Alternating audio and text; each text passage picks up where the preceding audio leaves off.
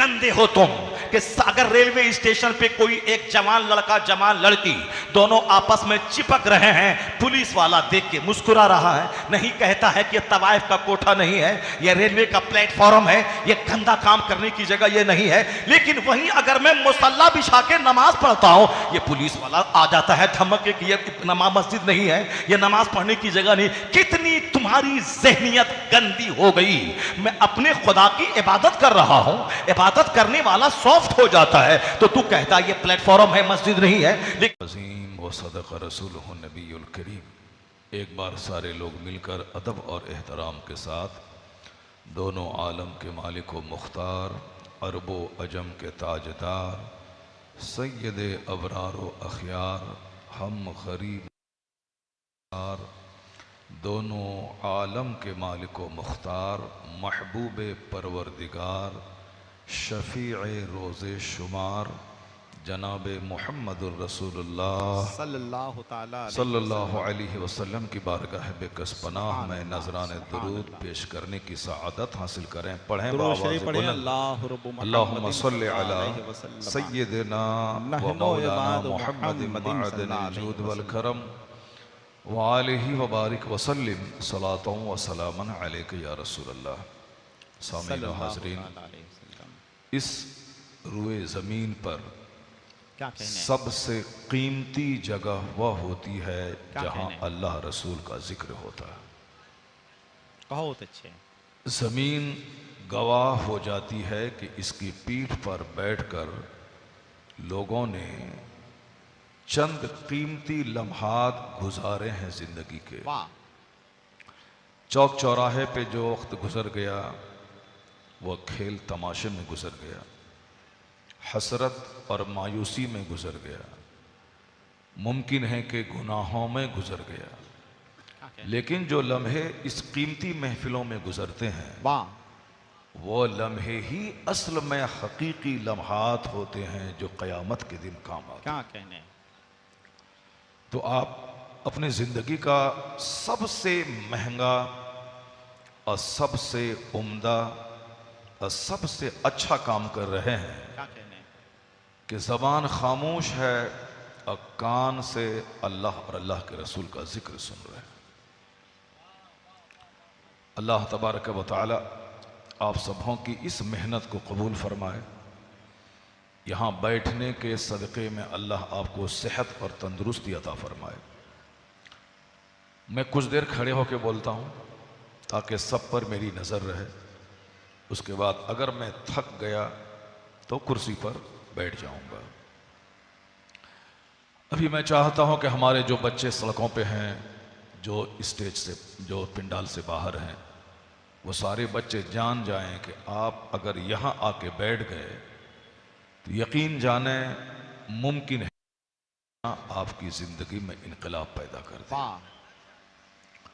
यह बैठना आपकी जिंदगी को जगा दे और बेदार कर दे। सोहबतें रंग लाती हैं।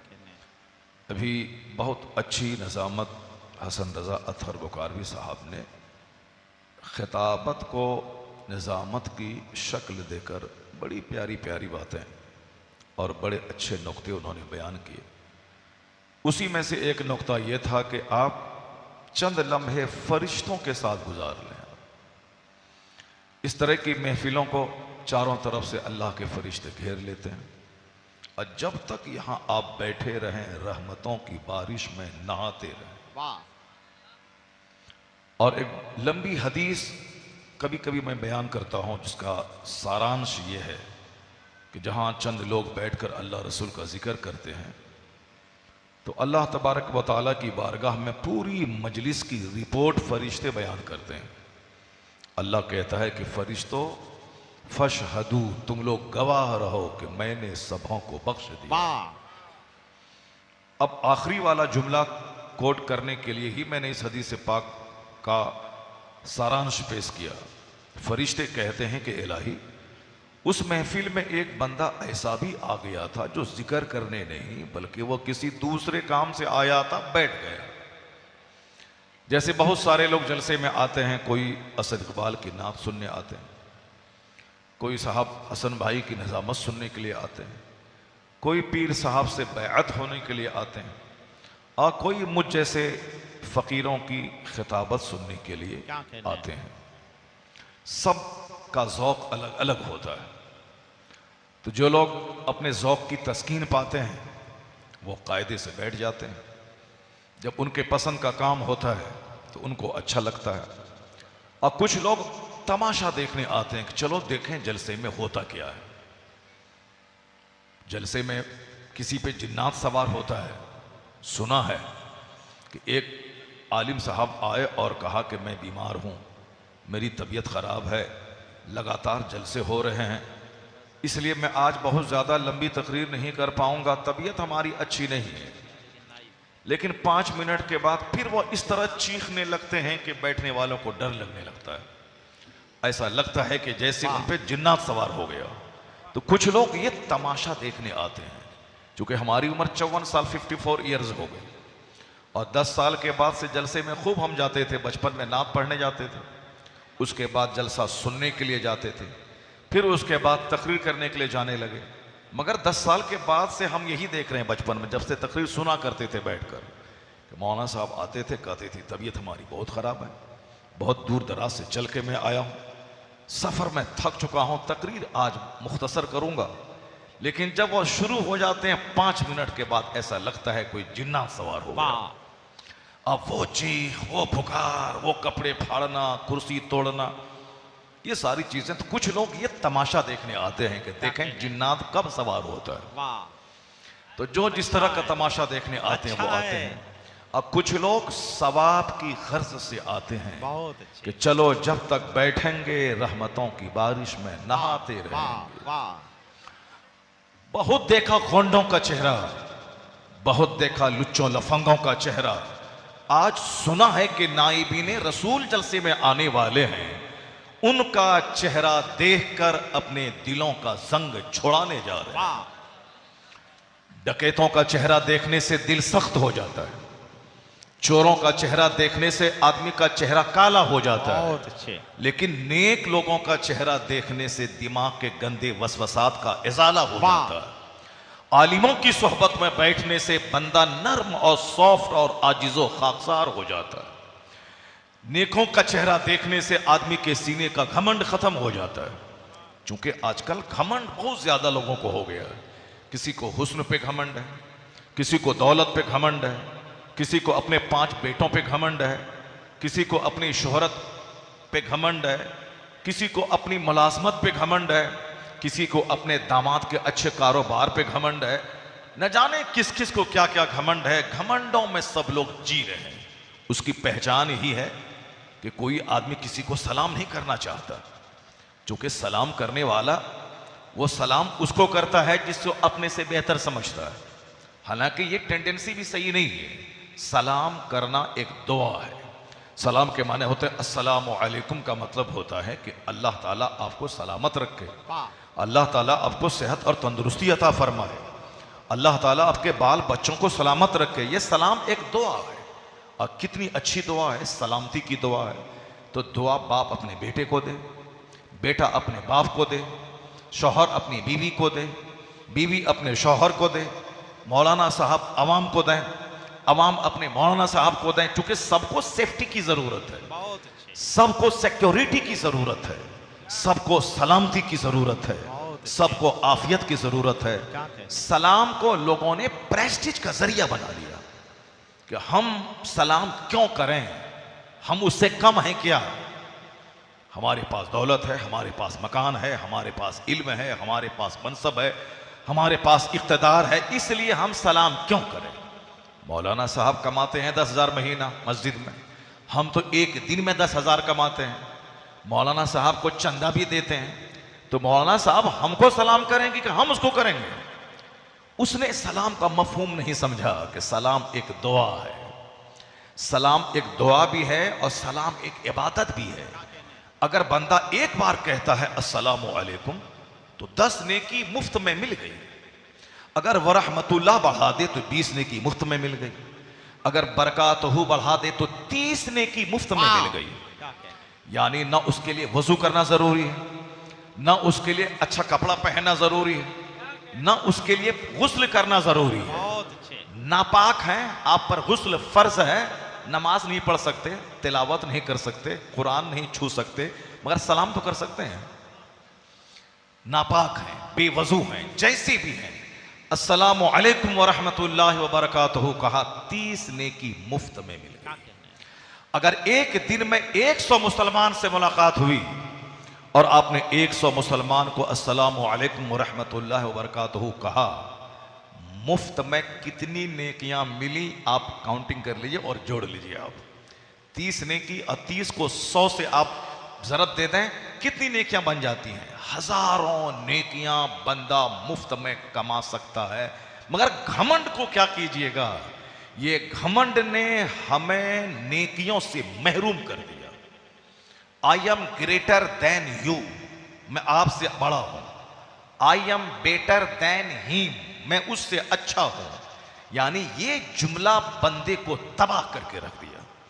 अना खैरुम मिन, अना खैरुम मिनक, मैं आपसे अच्छा हूं, मैं उससे अच्छा हूं, मैं उससे अच्छा हूं। मेरे पास किस चीज की कमी है, मैं मुखिया हूं, प्रधान हूं। इसी जुमले ने नेकियों से मुझको महरूम कर दिया। आज मोहब्बतें खत्म हो गई समाज से, घमंड का बोल बाला है, जल से उजड़ गए। नेताजी के आने की बात होती है, 1 लाख लोग मुजफ्फरपुर में जमा हो जाते हैं, लेकिन जबकि नेता आदमी के आने की वजह से फरिश्ता वहां नहीं आता है। फरिश्ता वहां आता है जहां नेक लोग आते हैं। क्या कहने? फरिश्ते वहां आते हैं जहां मोमिने कामिल, जहां नेक परहेजगार नमाजी लोग आते हैं। बहुत। और जहां सर से लेके पांव तक झूठ में डूबा हुआ आदमी आ जाए, वहां से तो बरकतें खत्म हो जाएंगी। वहां से वहां पे तो नहुसतें बरसती हैं। इसलिए इस तरह की मजलिसों में आने के बाद तो गुनाहों के दाग धुलते हैं, घमंड दूर होता है। कुरान हदीस की बात सुनने के बाद लोगों को मकसद हयात मालूम होता है, लोगों को अपनी रिस्पॉन्सिबिलिटीज का अंदाजा लगता है, लोग अपनी ड्यूटीज को जानते हैं कि मेरा कर्तव्य क्या है, मैं क्या करूं। इस्लाम कितना विशाल, कितना महान, कितना बड़ा मजहब है, लोग सीखते हैं। जब तक लोग इस मजलिस में नहीं आएंगे वो जानेंगे कैसे आदमियत क्या है, मानवता क्या है, ह्यूमैनिटी क्या है, जेंटिलिटी क्या है। वो कैसे जाने कि इंपॉर्टेंस ऑफ नॉलेज क्या है, वो कैसे जाने कि मेरे मजहब का महत्व क्या है। इस तरह की मजलिसों के आने के बाद कुछ नहीं मिलता है, इतना मिलता है पहला असर कि वक्ती तौर पर बंदा आजिजो खाकसार और नर्म हो जाता है और घमंड उससे दूर हो जाता है। और मुसलमानों के बीच बैठने से भी घमंड दूर होता है। अब इस घमंड को दूर करने का एक तरीका हुजूर ने बयान किया था। अच्छे लोगों की सोहबत में तो रहना ही है। हुजूर ने कहा था, आका इस्लाम ने फरमाया था कि ला तदखुलूनल जन्नत हत्ता तुमिनू। ये बुखारी शरीफ की हदीस है, तो गौर से सुनिएगा। हुजूर कहते हैं कि जन्नत में नहीं जाओगे जब तक कि मोमिन न हो जाओ। You will not inter paradise until you believe. जब तक तुम ईमान नहीं लाओ उस वक्त तक तुम जन्नत में नहीं जाओगे। जन्नत में मोमिन जाएगा, चाहे काफिर कोई 1 लाख हॉस्पिटल बना ले, उसका बेनिफिट दुनिया में मिलेगा। कोई अपनी आंख दान कर दे, उसका बेनिफिट दुनिया में मिलेगा। कोई मुशरिक अपना ब्लड डोनेट कर दे, उसका बेनिफिट यहां मिलेगा। क्या कैसे मिलेगा? अगर कोई मुशरिक, कोई कुफार, अगर वह भंडारा चलाता है, गरीबों मिस्किनों को खिलाता है, तो इसकी वजह से उसकी दौलतें बढ़ती हैं। जो लोग नेत्रदान शिविर लगाते हैं, गरीबों मिस्किनों के आंख का मुफ्त इलाज करवाते हैं, उनको इसका बेनिफिट मालूम है कि उसकी दौलतें कितनी बढ़ती हैं। मारवाड़ी खिलाने पे बहुत विश्वास करते हैं, रोजाना 10-20 मिस्किनों को खिलाते हैं और उसका यकीन है कि इससे मेरा माल बढ़ता है। और बिल्कुल बढ़ता है। खिलाने वाला काम कोई भी करेगा, माल बढ़ेगा। जो ब्लड डोनेट करेगा उसको सेटिस्फैक्शन ऑफ हार्ट यानी कल्बी सुकून मिलेगा। जो गरीबों के मसले का हल करेगा उसको सुकून और चैन मिलेगा। तो कुफ्फारो मुशरिकीन कोई भी हो, दुनिया में कुफ्फार अगर नेकी करते हैं तो उसका बदला दुनिया ही में उसको मिल जाता है। बहुत अच्छे। आखिरत में जन्नत नहीं मिलेगी, जन्नत मिलेगी साहिबे ईमान को, बहुत अच्छे। जो हालत ईमान में दुनिया से जाएगा। ये तहफ़्फ़ुज़ ईमान कॉन्फ्रेंस का पहला पॉइंट आप तक पहुंच रहा है कि ईमान, अल्लाह ने अगर आपको मोमिन बनाया है। क्या कहना है? क्योंकि आप मोमिन बनने के लिए मेहनत आपने नहीं किया है। एक आदमी मौलाना बनने के लिए 10 मदरसे में जाता है, 50 आलिमों के पास बैठ करके इल्म सीखता है, तब जाके वो आलिम बनता है। तो अब इल्म दीन हासिल करने के लिए आदमी मदरसों में जाता है, स्कूल कॉलेजेस में जाता है, 50 पढ़े लिखे के बीच में जाता है। तो मोमिन बनना जब इतना बड़ा काम है कि एक बंदा 50 करोड़ का हॉस्पिटल बना दे, 50 खरब का स्कूल बना दे, एक बंदा 50 महासंख्यों रुपया गरीबों मिस्किनों के खिलाने के लिए, यात्री शेल्टर बना के खिलाने के लिए उन्होंने भंडारा चलाने में खर्च कर दे, मगर मरने के बाद उसके लिए कुछ भी नहीं मिलेगा।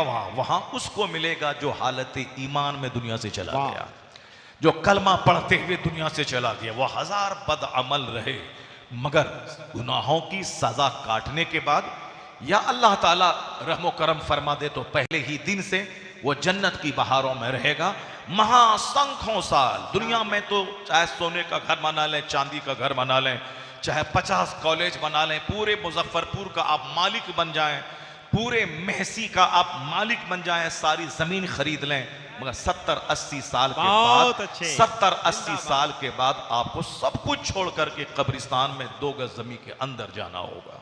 सब कुछ छोड़ दे रहे हैं। सारे दुख का खात्मा 70-80 साल में हो जाता है और सारे सुख का भी खात्मा 70-80 साल में हो जाता है, 100 साल के अंदर ही। चाहे मजदूरी करें तो भी मर के 2 गज जमीन में जाना है, चाहे पूरे महसी का आप बादशाह बन जाए तो भी मर के 70-80 साल के बाद 2 गज जमीन के अंदर चला जाना है। ना यहां का दुख हमेशा रहता है, ना यहां का सुख हमेशा रहता है। और जो इस फॉर्मूले को जान गया, कोई दुख उसे काफिर नहीं बना पाएगा और कोई सुख उसे फिरौन नहीं बना पाएगा, क्योंकि वो जानता है ना यहां के दुख को करार है, ना यहां के सुख को करार है। जो इस दुनिया को छोड़ के जाना है और जाने के बाद जिस दुनिया में जाना है वहां का एक दिन 50,000 साल के बराबर है। उस दुनिया का खात्मा नहीं है, वहां मौत नहीं है, मौत को ज़बह कर दी जाएगी। इसलिए बुजुर्गों ने कहा है असल इज्जत वहां की, असल राहत वहां की, असल सुख वहां का और असल में दुख भी वहां का। अगर कोई जहन्नम चला गया तो अब जहन्नम में वहां दुनिया के 1000 साल कोई आग में जलता रहे उतना दर्द ना होगा जितना 1 मिनट जहन्नम की आग में तकलीफ होगी। इसलिए असल में तकलीफ वहां की, असल में राहत वहां की। तो मोमिन की नजर ना सोने की दीवार पे रहती है, मोमिन की नजर ना मिट्टी की दीवार पे रहती है, मोमिन की नजर जन्नत और जहन्नम पे रहती है। इसलिए इस दुनिया में भिखारी रहे तो भी वो सब्र करता है, अब बादशाह रहे तो शुक्र करता है, क्योंकि नजर उसकी दुनियावी दौलत पे नहीं रहती, नजर अहमद मुख्तार के इरशादात पे रहती है। इसलिए सुख में भी मोमिन रहता है। जो सुख मिले तो फिरौन बन जाए, वह कोई काफिर है जो दुख मिले तो खुदा को गाली देने लगे और अपने घर की मूर्ति को उठा के बाहर तोड़ के फेंक दे, यह मोमिन है। अरबों में खेलता है, शुक्र अदा करता है, सजदा बढ़ जाता है। और यह मोमिन है जब मुसीबत आती है तो यह जिक्र करते हुए सब्र करता है, सब्र भी इसके हक में बेहतर है। नारे तकबीर, नारे रिसालत, तहफ्फुज़े ईमान कॉन्फ्रेंस। हाँ, मुझे मालूम है कोटा में जो बच्चे पढ़ने जाते हैं नीट की तैयारी करने के लिए, आजकल हर महीने में वहां से सुसाइड की खबरें आती कि इतने बच्चे नीट की तैयारी कर रहे थे, वो बच्चे वहां फांसी के फंदे पे लटक गए। अखबारात में खबरें आती रहती हैं, बच्चे गए, अब उनको लगा कि मैं डॉक्टर नहीं बन पाऊंगा, मेरे माँ बाप की उम्मीदें हमसे वाबस्ता हैं, तो अब मैं क्या करूंगा? एक रास्ता है, जहर खा के मर जाओ। एक फिल्म का एक्टर था सुशांत सिंह राजपूत, बिल्कुल हैंडसम, स्मार्ट, इसी बिहार का रहने वाला, लेकिन उनको ऐसा लगा कि अब मैं फिल्म इंडस्ट्रीज में बहुत ज्यादा कामयाबी हासिल नहीं कर पाऊंगा, जो करोड़ों कमाया अब अरबों कमा नहीं पाऊंगा, खरबों कमा नहीं पाऊंगा। उसके लिए मुस्तकबिल बड़ा डार्क नजर आया, तो गनीमत इसी में समझा कि फांसी के फंदे पे लटक के मर जाऊं। मर गया, जबकि उसको मरने की कोई जरूरत नहीं थी, फांसी के फंदे पे लटकने की जरूरत नहीं थी। खूबसूरत था, एडवर्टीजमेंट करता, किसी कंपनी का ऐड देता, ऐसे ही वो लाखों करोड़ों कमा लेता। भले ही फिल्म नहीं मिलती उसको, करोड़ों नहीं कमाता, लेकिन अब तक जो शोहरत हासिल कर चुका था, दौलत कमा चुका था, इसी को वो कायदे से खाता तो जिंदगी उसकी गुजर जाती।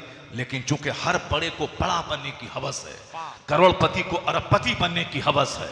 अगर कोई फॉर्च्यूनर पे चलता था और आज अगर वो आल्टो पे चलने लगे, उसकी मौत हो जाती है। अगर कोई अपने घर में आराम से रहता था, उस घर को बेच करके सारी जिंदगी आराम से खा सकता है, लेकिन अपने एक दुकान और अपने घर को बेचना उसके लिए मौत के मुतरादिफ है। इसलिए जो ऊंचा हवाई जहाज पे उड़ता है, अब अगर वह साइकिल पे चलने लगे, उसके लिए मौत की बात होती है। तो अब उन्होंने जहर खा के मर, जिसकी नजर दौलत पे रहेगी उसको तो सुसाइड करना पड़ेगा, जिसकी नजर समाज पे रहेगी उसको तो जहर खा के मरना पड़ेगा। क्योंकि दुनिया की कोई चीज एक हालत पे नहीं रहती है। यहां दिन आता है, रात आती है, रात के बाद दिन आता है। अभी 10 दिन पहले बदन जल रहा था, अभी रात कूल हो गई, रात ठंडी हो गई। अब चादर ओढ़ के सोना पड़ रहा है। गर्मी थी, अब नहीं रही। बारिश थी, अब नहीं रही। आंधी थी, अब नहीं रही। तूफान था, अब नहीं रहा। मैंने यही बात पटना में आज से 2 साल पहले वहां की एक बड़ी मस्जिद में जुमा की खिताब में मैंने कहा था कि तुम लोग इस्लाम के ताल्लुक से हिंदुस्तान में जो कुछ हो रहा है, घबरा जा रहे हो। अल्लाह कहां है? गरीब नवाज मसलके आला हजरत फैजाने सरकारे महसी। ए मेरी कौम, ए मेरी कौम, जिंदाबाद जिंदाबाद। किसी चीज को इस दुनिया में करार नहीं है। दुनिया की कोई चीज एक हालत पे नहीं रहती है, और दुनिया में जिंदगी गुजारते हुए हर आदमी को इसका तजर्बा हासिल है कि जिंदगी में कितनी मुश्किलात आती हैं, जिंदगी में कितने खतरनाक दिन आते हैं। लेकिन जो सब्र और धैर्य के साथ रह गया, उसको कोई आंधी गिरा नहीं सकती है, उसको कोई तूफान उखाड़ नहीं सकता है। हर आदमी अब आंख बंद करके अपनी जिंदगी में देखें कि आपके बचपन के दिन कैसे थे, आपके वालिद ने कितना दुख सहा, आपको कितनी दर दर की ठोकरें खानी पड़ी, आपको किस कदर मुश्किलात का सामना करना पड़ा। लेकिन आप खड़े हैं, आप जमे हुए हैं। आपके धैर्य ने, आपके पेशेंस ने, आपके सब्र ने आपको इज्जत दिला दिया। आज पैसे की फरावानी है, किराए के घर में रहते थे, अपना घर है, साइकिल नहीं थी, आज कार पे चल रहे हैं। पहले आप पैदल चलते थे, आप हवाई जहाज से उड़ रहे हैं। आपके सब्र ने पिछले सारे गमों को भुला दिया। आप सेटिस्फैक्शन ऑफ हार्ट के आपके पास है, तसल्ली कल्ब आपके पास है। गरीब थे, मालदार हो गए।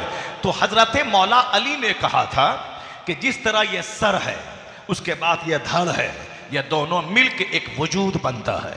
सर ये पूरे जिस्म का मेन पार्ट होता है, जो पूरे जिस्म को साहब उसको डील करता है, उसकी क़यादत करता है, पूरे जिस्म को चलाता है। ये हेड है, हेड ये सरदार है।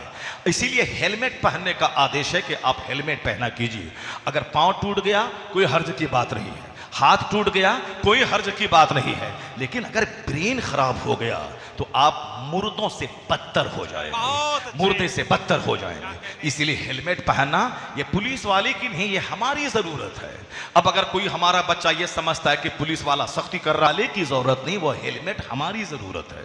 और जिस दिन सारे बच्चे जान गए कि हेलमेट हमारी ज़रूरत है, वह बोझ नहीं समझेगा, वह शौक से हेलमेट पहनेगा, शौक से हेलमेट पहनेगा। और ये जान लेगा, हम लोग भी हेलमेट पहनते हैं कभी कभी घर में, जब बाइक चलाते हैं, घर से मदरसा जाते हैं, मगर वो जो यहाँ पे क्लिप लगाना होता है वो बड़ी उलझन हमको होती है, वो हम उसको नहीं लगाते हैं। लेकिन पुलिस वाले कहते हैं कि इसको अगर नहीं लगाएंगे तो फाइन करेंगे।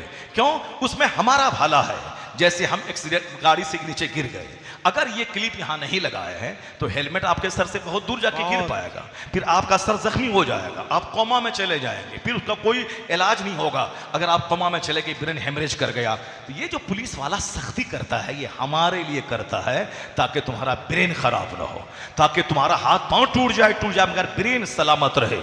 हाथ पांव टूटेगा तो दोबारा हो जाएगा, साहब उस पर बैंडेज रहेगा, फिर ठीक हो जाएगा, मगर ये अगर ब्रेन टूट गया तो नहीं होगा। ये हमारी ये हेड है, पूरे जिस्म को गाइड करता है, चलाता है। हेड, अगर हेड खत्म हो जाए तो जिस्म बेकार है। हेड है मगर जिस्म नहीं है, वो भी हेड बेकार है। हाथ ही नहीं, पाँव नहीं, सीना नहीं, पेट नहीं, सब बेकार है। मौला अली कहते हैं दोनों मिल के एक बॉडी तैयार होती है। उसी तरह जहां ईमान है वहां सब्र है, जहां ईमान है वहां सब्र है। अगर सब्र को ईमान से अलग कर दें तो समझ लें कि ईमान बेजान हो जाता है, और जहां ईमान है वहां सब्र है। अगर आपने सब्र नहीं किया तो बगैर धड़ के जिस्म किस काम का। तो मुसलमानों को सब्र करना है, जबरदस्ती पत्थर नहीं मारना है। मैं सुनता हूं कि साहब बंबई का एक आदमी महाराष्ट्र का, उसने हमारे इस्लाम के खिलाफ बोला, हमारे पैगंबर के खिलाफ बोला, तो हम जुलूस निकाले मध्य प्रदेश में, हम जुलूस निकाले बिहार की राजधानी पटना में कि साहब नहीं, ये हमारा मुल्क हिंदुस्तान है, ये बंदा आग लगाना चाहता है। हम उसके बाद मजहब के बारे में जब कुछ बुरा नहीं बोलते हैं, वो हमारे मजहब के बारे में क्यों बुरा बोलता है? क्या हमने कभी सीता के बारे में बोला कि वो ऐसी थी वैसी थी? क्या हमने राम के बारे में बोला वो 50 शादी कर लिया? क्या हमने कभी उसके कृष्ण के बारे में बोला कि वो 300 औरतों से निकाह कर लिया? कभी हमने बोला? हमको क्या जरूरत है? हम कुफ्र की मुखालफत करते हैं, हम शिर्क की मुखालफत करते हैं, हम पर्सनली किसी आदमी की इंडिविजुअल जिंदगी पे हम अटैक नहीं करते हैं। जब हमने तुम्हारी सीता पे अटैक नहीं किया, तुम्हारे राम की शादी पे अटैक नहीं किया, तो तुम हमारे पैगंबर की शादी पे अटैक कैसे कर रहा है? तुम हमारे पैगंबर की शादी को लेकर टारगेट कैसे बना रहा है? और अगर जिस दिन तुम हमारे पैगंबर को पढ़ लिया तो तुम जो अभी बोल रहा है ये नहीं बोलेगा, ये वही बोलेगा जो हिंदुस्तान का रामकृष्ण राव बोला था। इसलिए मैं कौमे मुस्लिम से कहता हूं कि वो रामगिरी बोला, वह गंदा आदमी था, गंदी बात जबान से बोला। दिल्ली के डासना मंदिर का महंत पुजारी घंटी बजा के 2 टाका कमा के पेट पालने वाला अति नरसिंहानंद बोला, वो बोला हमारे पैगंबर के खिलाफ बोला, जो 1400 साल में कोई नहीं बोला था। वो खसीस रजील बोला, चूंकि वह रजील था, रजालत वाली सोच थी उसकी जबान से। जब यहां गलाजत है तो जबान से गलाजत ही निकलेगी। उसने निकाला, वहां निकाला। मगर तुम मुजफ्फरपुर के पुलिस वाले के पत्थर क्यों फेंका? तुम साहब छतरपुर के पुलिस वाले के पत्थर क्यों फेंका?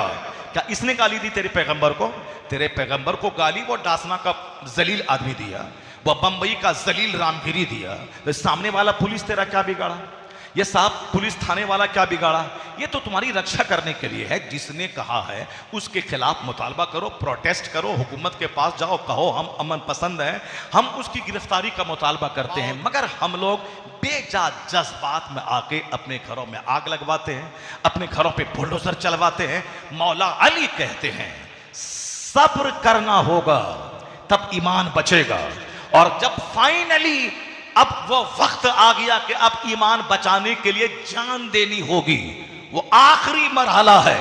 जब कोई रास्ता नहीं बचेगा तो जी के क्या करेंगे? जब ईमान ही नहीं रहेगा तो जिंदा रह के क्या करेंगे? वो आखिरी मरहला है। उस मरहले का ऐलान मेरा खलीफा करेगा, उस मरहले का ऐलान मेरे सबसे बड़े आलिम करेंगे। हर आदमी आजाद होकर अपने हाथ में फैसला नहीं ले लेगा। तो मैं कहता हूं जिस जमाने में ऐसे हालात पैदा हो जाएं, बहुत कड़ा सब्र करना होगा, बहुत ज्यादा धैर्य रखना होगा। हर गली कूचे में चलने वाला कोई मुसहर, कोई दलित, कोई गिरा हुआ आदमी मेरे इस्लाम के खिलाफ बोलेगा तो हम दौड़ के उसका गला नहीं थाम लेंगे, हम उसका कॉलर नहीं पकड़ लेंगे।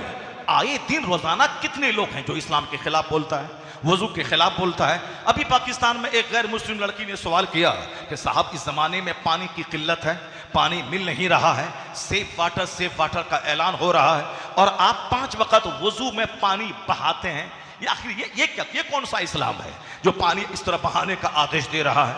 आप पानी बहा रहे हैं, वहां पानी मिल नहीं रहा है और आप ये क्या कर रहे हैं? ये बताइए कि अब दिमाग में एक सवाल पैदा हुआ, सवाल दाग दिया। अगर थोड़ी देर के लिए वो समझ लेता कि दुनिया में पानी एक बड़ी नेमत है अल्लाह की, कोई किसी फैक्ट्री में पानी तैयार नहीं हो सकता है, तो क्या है उसी अल्लाह की इबादत करने के लिए हम पानी से वुजू कर रहे हैं। तो 1 लीटर पानी नहीं, अगर सारा समंदर खर्च करना पड़े खुदा की इबादत के लिए तो आदमी को कर देना चाहिए कि जो अल्लाह हमें पानी देने वाला है उसी खुदा की इबादत के लिए हम पानी पढ़ी जाती रहेगी, यह दंगा होता रहेगा। इसीलिए क्या मतलब नमाज को बंद कर दिया जाए, नमाज होती रहेगी तो दंगा होता रहेगा। ये निगेटिव सोच है उसकी। और मेरी सोच क्या है, नमाज जब होती रहेगी तो दंगा खत्म हो जाएगा।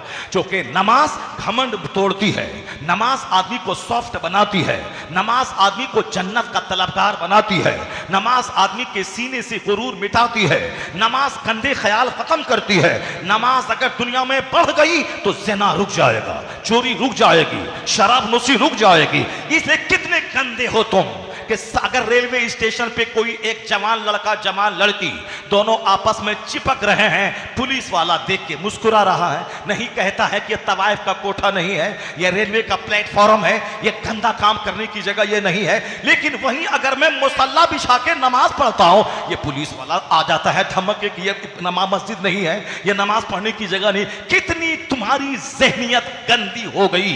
मैं अपने खुदा की इबादत कर रहा हूं, इबादत करने वाला सॉफ्ट हो जाता है तो तू कहता ये प्लेटफॉर्म है, मस्जिद नहीं है। लेकिन कोई वहां पर सरेआम लोगों का दिमाग खराब करने के लिए साहब चूमा चाटी कर रहा है तो तुम उसको नहीं बोलता है कि यह तवाइफ का कोठा नहीं, यह प्लेटफॉर्म है। जहां गंदी सोच रहेगी वहां कभी प्रोग्रेस नहीं होगा, तरक्की नहीं होगी। और सुन ले मेरी बात, मैं नहीं तेरा मानने वाला और तेरी पार्टी का एक जबरदस्त cadre leader doctor Ramakrishna Rao, जो भाजपा बीजेपी पार्टी का फाउंडर लीडर है।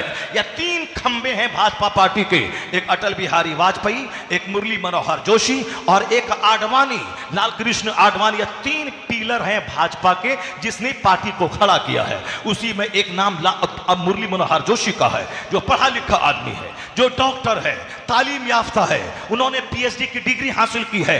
यह डासना के मंदिर में गाली दे के 2 रुपया कमाने वाला ये तो जाहिल आदमी है। यह रामगिरी जैसा घंटी बजा के 2 रुपया कमाने वाला ये तो जाहिल आदमी है। मगर Murli Manohar Joshi PhD degree holder है, पढ़ा लिखा आदमी है और बीजेपी पार्टी का फाउंडर लीडर है। उसने, मैं कोई व्हाट्सएप पढ़ के नहीं, आज से 6-7 साल पहले कानपुर के एक जलसे में शरीक होकर मैं सुबह सुबह कानपुर स्टेशन पे आया।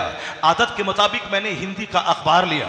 उस अखबार के पहले पेज पर खबर देख के मेरा चेहरा चमक उठा। और आज तक मैं कितनी बार लोगों से बता चुका हूं, यह भाजपा पार्टी का डॉक्टर मनोहर जोशी डॉक्टर ये क्या कहता है। वो एक दिन पहले योगा के शिविर में भाषण देने गया था। उस शिविर का इनॉग्रेशन था, उसका इफ्तिताह था। उस इफ्तिताही प्रोग्राम में क्योंकि मुरली मनोहर जोशी वजीर तालीम थे, उस वजीर तालीम को एजुकेशन मिनिस्टर को बुलाया गया था ताकि आप योगा के महत्व पे आप स्पीच दे दें और वहां से वह शिविर का आगाज हो जाए। तो मनोहर जोशी की स्पीच को उस हिंदी के अखबार में कोट किया गया था। मनोहर जोशी ने कहा था सेहतमंद रहना है तो एक्सरसाइज करिए, वो योगा करते रहिए। सेहतमंद रहना है तो योगा को अपनी जिंदगी का हिस्सा बना लीजिए, वरना बीमारों का मुल्क हो जाएगा जहां कदम कदम पे हॉस्पिटल, कदम कदम पे डॉक्टर। इसका मतलब है वह बीमारों का मुल्क है। तंदुरुस्ती जहां रहेगी वहां हॉस्पिटल भी कम रहेंगे, वहां बीमार कम रहेंगे तो हॉस्पिटल की क्या जरूरत है, हॉस्पिटल की क्या जरूरत है। मिस्र के बादशाह ने हमारे पैगंबर के पास एक बांदी को तोहफा में भेजा था और एक डॉक्टर को भेजा था। हुजूर ने कहा था ये डॉक्टर की क्या जरूरत है तबीब की, इस डॉक्टर को वापस लेके जाओ। क्योंकि हमारे यहां लोग जब भूख लगती है तब खाते हैं और भूख रहती है खाना छोड़ देते हैं। इसलिए यहां के लोग बीमारी ही नहीं पड़ते हैं तो तबीब की क्या जरूरत है। एक कौम मुस्लिम आज 1400 साल के बाद दुनिया का सारा डॉक्टर इस बात पर मुत्तफिक है कि जितनी बीमारियां आज दुनिया में पैदा हुई हैं उसमें से अक्सर बीमारियां ज्यादा खाने की वजह से होती है। चाहे गैस की बीमारी, अल्सर की बीमारी, चाहे लीवर के डैमेज की बीमारी, चाहे शुगर की बीमारी, चाहे हार्ट की बीमारी, चाहे जो भी बीमारियां हो, अक्सर बीमारियां ज्यादा खाने की वजह से होती है। और डॉक्टरों का इत्तेफाक है अगर लीवर ठीक रहा तो बीमारियां धीरे धीरे खत्म हो जाएंगी, लीवर डैमेज रहा तो दर्जनों बीमारियों का अटैक हो जाएगा। डॉक्टर कहते हैं अगर आपको हार्ट की बीमारी हो गई है, अगर आपका ब्लड प्रेशर हाई हो गया है, अगर आपका शुगर हाई हो गया है तो अब वो पहले वाली की तरह जितना खाते थे गर्दन तक अब वो खाना छोड़ दीजिए। भूख लगे खाइए, अब भूख बाकी रहे खाना छोड़ दीजिए। दुनिया के सारे डॉक्टर वही कह रहे हैं जो मुस्तफा जाने रहमत ने 1400 साल पहले कहा था। इसलिए ए मुसलमान, तू बड़ा, तेरा पैगंबर बड़ा, तेरा कुरान बड़ा, इस्लाम बड़ा, तेरे पैगंबर से बड़ा कोई नहीं है। इसलिए आला हजरत ने 100 साल पहले तेरे अकीदे को और चमकाते हुए कहा था, ना प्रोफेसर बड़ा, ना थिंकर बड़ा, ना ऑब्जर्वर बड़ा, ना वैज्ञानिक बड़ा, ना कोई साहब साइंटिस्ट बड़ा, ना कोई पीएचडी डिग्री होल्डर बड़ा, सबसे आला व औला हमारा नबी, सबसे बाला व वाला हमारा नबी। नारे तकबीर, नारे रिसालत। क्या कहना, जिंदाबाद जिंदाबाद जिंदाबाद जिंदाबाद। बातें हमारी तवील ना हो जाए, वरना उस तरफ मैं कन्वर्ट हो जाऊंगा। अब जरा मैं मेन बात भूल जाऊंगा, जरा गौर से सुनिएगा। आपको सिर्फ विश्वास करना है, यकीन जमाना है, अल्लाह पर मजबूत यकीन रखना है, कोई ताकत आपको हिला नहीं पाएगी। डॉक्टर मनोहर जोशी क्या बोला उस योगा के शिविर में? वो कहते हैं कि योगा सारे लोग करें, प्रधानमंत्री भी करें, चपरासी भी करें, डॉक्टर साहब भी करें। आजकल डॉक्टर साहब भी खतरनाक बीमारी में जूझ रहे हैं। ये शुगर के स्पेशलिस्ट हैं, शुगर के स्पेशलिस्ट हैं, और खुद ही 500-600 शुगर लेके बैठे हुए हैं। हमारे शहर में एक डॉक्टर है, केपी मोदी, मशहूर है डॉक्टर, शुगर के स्पेशलिस्ट है, शुगर के स्पेशलिस्ट है। तो अब वह भी सूख के कांटा हो गए शुगर की वजह से। अब ये स्पेशलिस्ट हैं जो खुद स्वस्थ नहीं है, दबंग नहीं है, वो क्या दूसरों के शुगर का इलाज कर पाएगा, जो खुद ही बिल्कुल मुरझाया हुआ चेहरा। स्पेशलिस्ट है, स्पेशलिस्ट हैं, फलां के स्पेशलिस्ट हैं, उसी में वह मर के चले गए। प्रधानमंत्री भी योगा करें, मनोहर जोशी कहने लगे प्रधानमंत्री भी योगा करें, वह तंदुरुस्त रहेंगे, मुल्क तंदुरुस्त रहेगा। डॉक्टर योगा करें, वह तंदुरुस्त रहेंगे, बीमार का अच्छा इलाज करेंगे। डीएम तंदुरुस्त रहें, तब वह पूरे डिस्ट्रिक्ट की देखभाल करेंगे। सारे लोग तंदुरुस्त रहें, उसके लिए जरूरी है योगा करना। अब आगे का जुमला सुनिए। वो कहते हैं कि योगा का अलग अलग तरीका है। रामदेव जी का योगा है, हाथ ऊपर उठाओ, हाथ नीचे करो, खुली हवाओं में चलो, नाक पे ध्यान केंद्रित करो, सांस लो, फिर सांस तेजी से छोड़ो। इससे क्या होगा, ये जो चर्बी है यहाँ फैट, ये फैट चर्बी घटेगी, ये तोंद नहीं निकलेगा। जो सांस लेगा, सांस छोड़ेगा, चूंकि वो खुद प्रैक्टिस करता है। मनोहर जोशी कहते हैं योगा का अलग अलग तरीका है। कोई हाथ उठाने, कोई हाथ गिराने, कोई नाक पे ध्यान देने, कोई साहब आंख बंद करने, कोई साहब सांस रोक लेने का अलग अलग तरीका बताते हैं। मनोहर जोशी भाजपा का कैडर लीडर, ये डासना का मंदिर साहब अति नरसिंह आनंद, ये क्या जाने गया, ये तो पता ही नहीं है। वो गिरिराज क्या जाने गया, ये नुपुर शर्मा क्या जाने गई, ये कमलेश तिवारी जो बुरी तरह मारा गया वो क्या जानने गया। दुनिया में 1400 साल की हिस्ट्री बताती है, जिसने भी मुस्तफा की तौहीन की उसका जीना हराम हो गया है।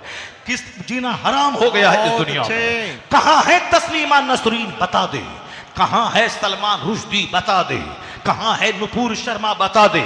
वह मरी नहीं है, वो जिंदा है, लेकिन पहले जैसे आजादी से घूमती थी अब घूमना उनका हराम है। इसलिए कि मुस्तफा की तौहीन ने उसको अंदर से तोड़ के, डरा के, मरने से पहले ही मुर्दा बना दिया है। जो मुस्तफा की शान बयान करता है, जो मुस्तफा का जिक्र करता है, जो मुस्तफा की बात बोलता है, वह कोई अख्तर रजा हो तो ताजुश शरिया बन के चमकता है, वह अहमद रजा हो तो आला हजरत बन के चमकता है, वह कोई अहमद हुसैन अबुल हुसैन हो तो वो मौलाना हक्कानी बन के चमकता है, वो कोई साहब एक बिहार के देहात का मौलवी हो, वो अमेरिका का एक बहुत बड़ा आलिम मुफ्ती आजम बन के चमकता है। मुस्तफा का जिक्र करने वाला वो जर्रा हो तो आफताब बन जाता है, और तौहीन करने वाला अगर वह शेर हो तो कीड़ों से बदतर हो जाता है, कीड़ों से बदतर हो जाता है। इसलिए इस बात से आप मुतमईन रहें कि जो भी मुस्तफा की तौहीन करता है वो अपनी कब्र खोदता है, वो अपनी जिल्लत और रुसवाई के लिए अपना गड्ढा खुद खोदता है। मनोहर जोशी जैसा पढ़ा लिखा आदमी, भाजपा का लीडर, वो क्या कहता है, योगा का जितना तरीका है वो सारे तरीके एक तरफ, लेकिन इस्लाम के पैगंबर ने जो 5 टाइम नमाज पढ़ने का जो जबरदस्त तरीका दिया है, रोजाना 24 घंटे में 5 बार आदमी को वो एक्सरसाइज करनी है नमाज की सूरत में कि उसको खड़ा रहना है, फिर रुकू में जाना है, फिर खड़ा होना है, फिर सजदे में जाना है, बैठ जाना है, फिर सजदे में जाना है, फिर खड़ा होना है। जब खड़ा हो तो सजदे की जगह को गौर से देखना है, और जब सजदे में जाएं नाक को गौर से देखना है, और जब बैठें गोद पे को गौर से देखना है, जब सलाम फेरें कांधे को गौर से देखना है। यानी ये कंसंट्रेशन, ये डीप अटेंशन, ये जबरदस्त ध्यान पूर्वक वाला ये जो काम है, अपनी रब की तरफ तवज्जो लगा देना। अगर आदमी खड़ा है और अचानक सजदे में चला गया, मुमकिन है कि साइंटिफिकली कोई डिजीज हो सकता है, लेकिन खड़ा आदमी अगर आधा सजदा किया, रुकू किया, फिर खड़ा हुआ, उसके बाद सजदे में गया, तो उसका जो साइड इफेक्ट है वो नहीं होगा, उसका ब्रेन हेमरेज नहीं होगा। इसलिए अचानक सजदे में नहीं, खड़ा रहो, तवज्जो से पढ़ते रहो, उसके बाद फिर आधा सजदा यानी रुकू करो, फिर खड़ा हो जाओ, फिर सजदे में जाओ। मुरली मनोहर जोशी कहते हैं, ये नमाज को जब मैं देखता हूं तो ऐसा कह सकता हूं कि नमाज से बढ़कर कोई योगा नहीं, और नमाज देने वाले मोहम्मद अरबी से बढ़कर कोई तबीब नहीं, कोई डॉक्टर। क्या कहने। नारे तकबीर, नारे रिसालत, तहफ्फुज़े ईमान कॉन्फ्रेंस, कौम आला मुस्लिम। हजरत। जो कुछ भी तमाशे दुनिया में हो रहे हैं, ये हमारी बदअमली का नतीजा है। मेरी मस्जिदें वीरान हुई, मुशरिकीन का हौसला बुलंद हो गया। मेरे मदरसे वीरान हुए, इनका हौसला बुलंद हुआ। हमारे लोग घमंडी, मगरूर, बदअमल, शराबी, पापी, जुआरी, दौलत बढ़ाने के चक्कर में सूदखोर हो गए। काफिरों के दिल में जो हमारी हैबत थी, उस हैबत को अल्लाह ने मिटा दिया।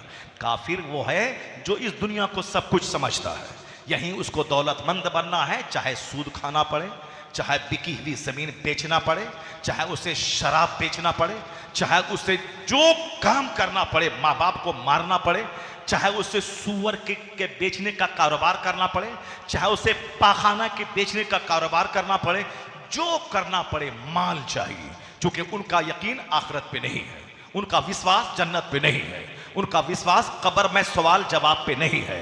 तो जो काम मुशरिक करते हैं, अगर वही काम मोमिन भी करने लगे तो दोनों में क्या फर्क रह जाएगा, दोनों में क्या अंतर रह जाएगा। इसलिए वो सूद खाते हैं, उनको माल चाहिए, जन्नत नहीं चाहिए। इसलिए वो शराब पीते हैं और बेचते हैं, उसे दुनिया चाहिए, जन्नत नहीं चाहिए, उसे दुनिया ही में सब कुछ चाहिए। इसीलिए कुछ लोगों के यहाँ दुनिया के हर काम के लिए अलग अलग पूजा है। शौहर की लंबी उम्र हो, उसके लिए अलग पूजा है। हम बेटा हमारा हो जाए, उसके लिए अलग पूजा है। मेरा भाई मेरा साथ दे, उसके लिए अलग पूजा है। हम पढ़ लिख लें, उसके लिए अलग पूजा है। और साहब हमारे पास दौलत हो जाए, उसके लिए अलग पूजा है।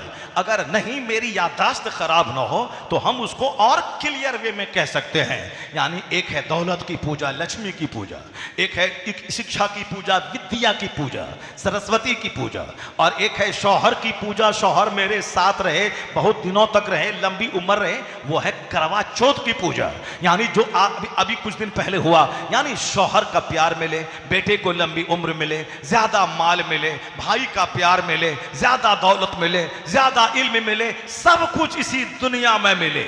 और ए मोमिन, तुम नमाज पढ़ते हो, क्या मिले? जन्नत चाहिए। रोजा रखते हो, क्या चाहिए? जन्नत चाहिए। हज करते हो, क्या चाहिए? जन्नत चाहिए। ज़कात देते हो, क्या चाहिए? जन्नत चाहिए। तुम आला अखलाक से पेश आते हो, क्या चाहिए? जन्नत चाहिए। तुम अल्लाह रसूल का जिक्र करते हो, क्या चाहिए? जन्नत चाहिए। नजर जिसकी जन्नत पे रहेगी, दुनिया की सारी मुसीबतें उसकी हेज हो जाएंगी। और ऐसा नहीं कि अल्लाह पर यकीन करने वाला दुनिया में भिखारी हो जाएगा, दुनिया में जलील हो जाएगा। बंदर के सामने सर झुकाने वाला हमसे ज्यादा खुशहाल रहेगा। साहब किसी दरख्त को खुदा कहने वाला वो हमसे ज्यादा खुशहाल रहेगा। किसी जानवर को खुदा कहने वाला वो हमसे ज्यादा सुखी रहेगा। किसी पत्थर को खुदा कहने वाला वो हमसे ज्यादा सुखी रहेगा। किसी सांप को खुदा कहने वाला वो हमसे ज्यादा खुश रहेगा। नहीं होगा ऐसा। जब जंगल झाड़ का पुजारी वो खुश रहेगा जो खुदाए वाहिद का परस्तार है। जन्नत वहां मिलेगी, सच्ची खुशी यहां मिलेगी। क्या कहने, जिंदाबाद जिंदाबाद जिंदाबाद। जो खुदाए वाहिद का परस्तार होगा, जन्नत तो वहां मिलेगी, यहां सुकून कल्ब मिलेगा, बहुत यहां चेहरा उसका गुलाब की तरह खिला हुआ रहेगा। मैंने कहा ना, सुशांत सिंह राजपूत इसीलिए फांसी के फंदे पे लटक गया, नजर आखिरत पे नहीं थी। यह हर महीने में 10 नीट की तैयारी करने वाला वह फांसी के फंदे पे लटक गया, क्योंकि अल्लाह पर विश्वास नहीं है। वो चाहता है कि मैं नहीं पढ़ पाऊंगा, जहर खा के मर गया। लेकिन अल्लाह पर विश्वास करने वाला, उसका चेहरा कभी मैला नहीं होगा, वो कभी जहर नहीं खाएगा। वमन यतवक्कल अलल्लाहि फहुव हस्बुह, जो अल्लाह पे भरोसा करता है अल्लाह उसके लिए काफी हो जाता है। और अल्लाह वमन यत्तकिल्लाह यजअल लहू मखरजा व यरज़ुक़हु मिन हैसु ला यहतसिब, जो अल्लाह से डरता है, जो गुनाहों से बचता है, अल्लाह वहां से रोजी देता है जहां से बंदा सोच नहीं सकता है। अल्लाह गैब से रोजी के दरवाजे खोल देता है। उसकी एक मिसाल मैं दे के अपनी बात फिर मैं आगे बढ़ाता हूं। उसकी मिसाल आप देख लें। आपकी मस्जिद के इमाम साहब हैं, इमाम साहब के हुजरे में आप दाखिल हो जाएं। इमाम साहब के हुजरे में मुश्क है, इमाम साहब के हुजरे में कस्तूरी है, इमाम साहब के हुजरे